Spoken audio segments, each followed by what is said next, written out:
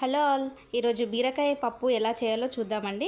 ఎర్రపప్పుని ముందుగానే నానబెట్టి పక్కకుంచండి. Next mixing జార్లోకి పచ్చిమిర్చి, వెల్లుల్లి ఇంకా సాల్ట్ వేసి గ్రైండ్ చేసి పక్కకు పెట్టండి. ఇంకా ఒక ప్యాన్లో ఆయిల్ వేసుకొని వేడి చేసుకోండి. అది వేడైన తర్వాత అందులో పోపు దినుసులు వేసుకోండి. పోపు దినుసులు కూడా చిటపల్లాడాక ఇంకా అందులోనే ఒక మీడియం సైజ్ ఆనియన్ కట్ చేసి వేసుకోండి.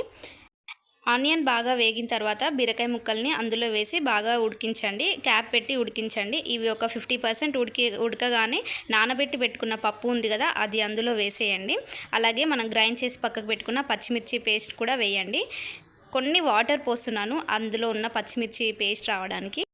అందులోనే పసుపు ఇంకా టమాటా వేసి మూత పెట్టి బాగా మగ్గనివ్వండి. ఇవి బాగా ఉడికితే ఇంకా మన పప్పు రెడీ అయిపోయినట్టే. లాస్ట్లో అందులో కొన్ని వాటర్ పోయండి. వాటర్ పోయేంత వరకు ఉడికించుకోండి. అంతే అండి, మన బీరకాయ పప్పు రెడీ అయిపోయింది. Thank you for watching the video.